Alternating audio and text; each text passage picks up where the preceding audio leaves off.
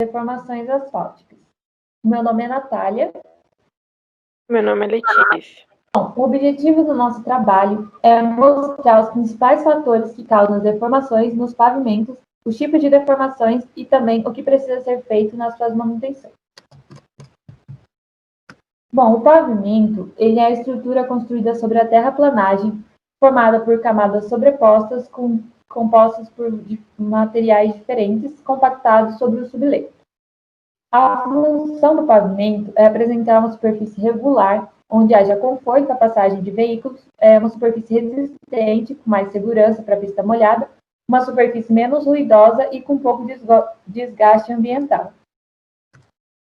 A pavimentação, ela proporciona uma maior segurança e qualidade na hora de viajar, auxiliando nas condições de rolamento, com segurança, conforto e economia para os usuários.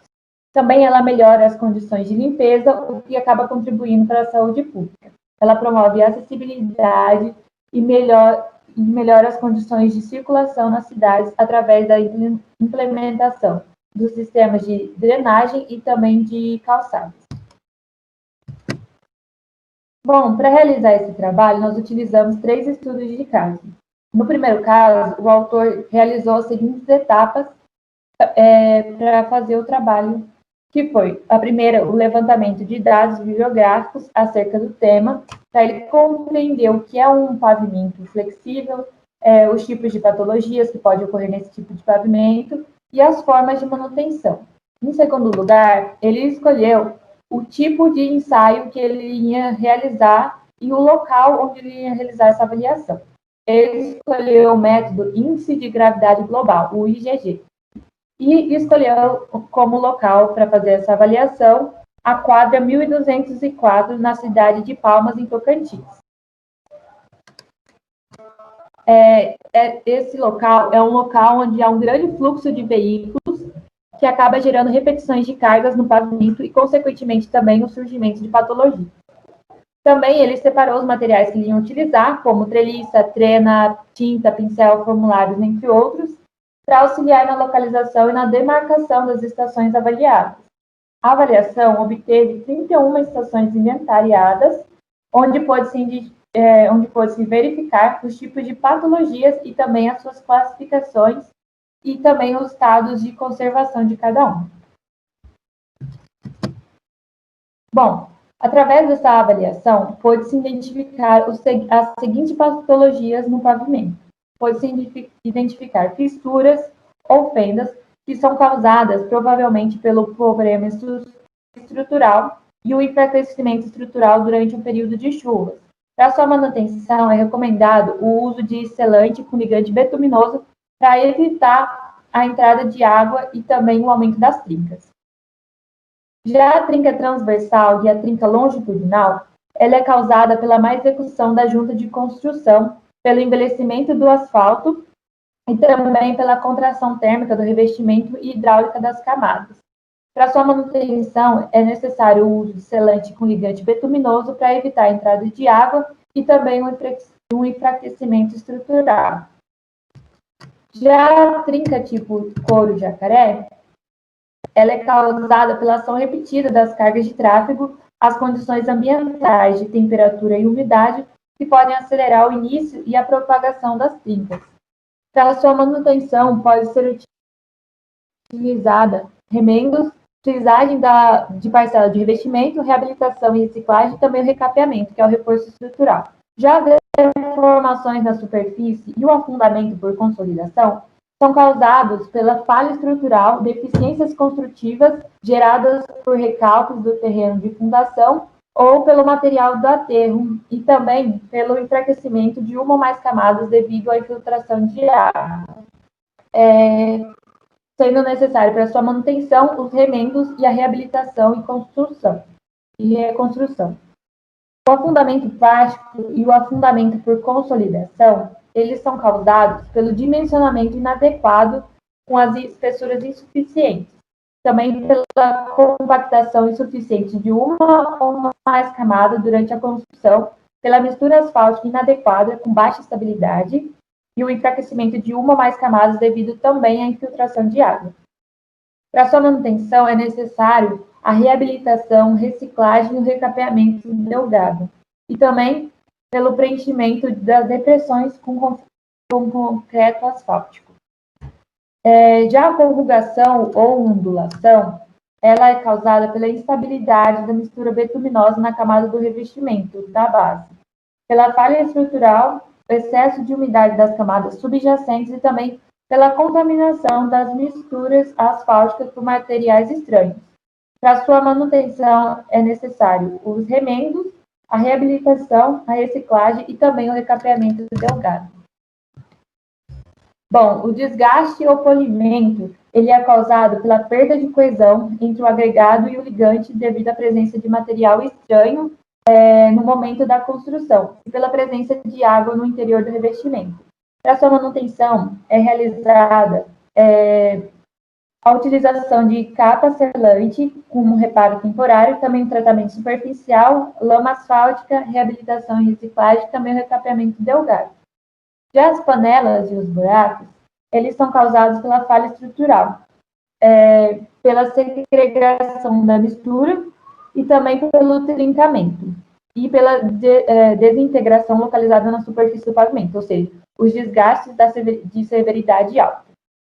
Para sua manutenção, é utilizado remendos com reparo permanente, a reabilitação pelo recapeamento, que é o reforço estrutural, após a execução dos remendos. E nos remendos, eles são causados pela intensa solicitação do tráfego, pelo emprego de material de má qualidade, pela agressividade das condições ambientais e também pelos problemas construtivos. Para sua manutenção é recomendado a reabilitação e a reconstrução. Bom, com essa avaliação, pode-se perceber que o pavimento asfáltico das alamedas 14 e 15, elas se encontram em um estado de conservação péssimo.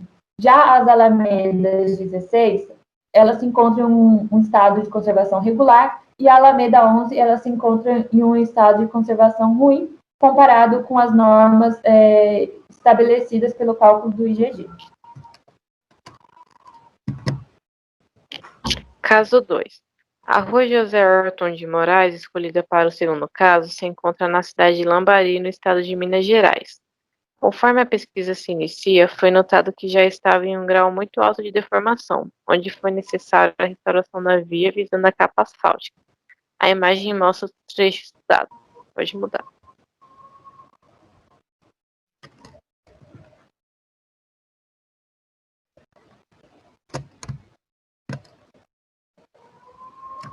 Em toda a extensão da via, 435 metros de eixo foi demarcado para análise, sendo dividida em duas partes, uma possuindo 235 metros e a outra possuindo 200 metros. E em cada segmento, anotou-se as patologias encontradas e o valor de serventia de transportes, VSA. Esse quadro mostra o VSA, o valor encontrado foi o de 0,86, que significa que o trecho estudado está em uma situação desconfortável de rolamento.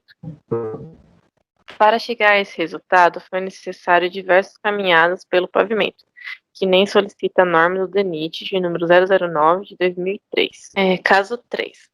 As deformações asfálticas são investigadas para que se possa obter os resultados das evoluções de falhas dos pavimentos asfálticos. Percebemos com esse estudo que a causa da maioria das deformações ocorre por causa do material usado na formação do asfalto e suas camadas. O fundamento em trilha de roda, conhecido também como ATR, é uma das deformações mais preocupantes, por proporcionar uma aceleração na degradação de estrutura do pavimento.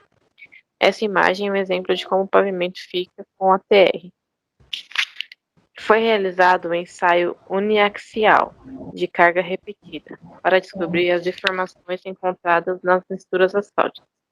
No Brasil, temos a norma da ABNT-NBR 16.505 de 2016, onde fala sobre a mistura asfáltica. Sua resistência à deformação permanente utilizando o ensaio uniaxial de carga repetida. Essa norma descreve o ensaio feito.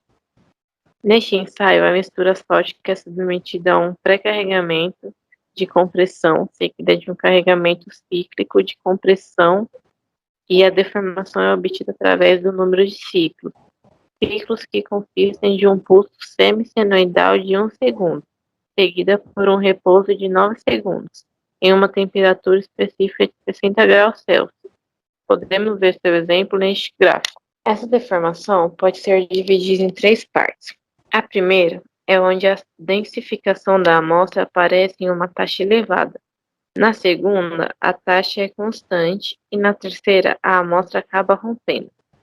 O ensaio termina quando um dos 3 critérios de parada é atingido, sendo eles quando o flow number é identificado. Flow number é o número do ciclo em que a taxa de deformação plástica é mínima e a partir do qual o CP atinge a ruptura. Este gráfico mostra as 3 zonas citadas, a linha de deformação plástica e o número de ciclos. Conclusão. Com este trabalho, pode-se identificar os principais fatores que causam as deformações dos pavimentos asfálticos, os erros cometidos no processo que contribuem para a formação de deformações e a solução para a manutenção e conservação das vias. Devido às patologias recorrentes, pode-se concluir que é importante fazer a regularização das camadas de asfalto e a reconstrução dos pontos deformados.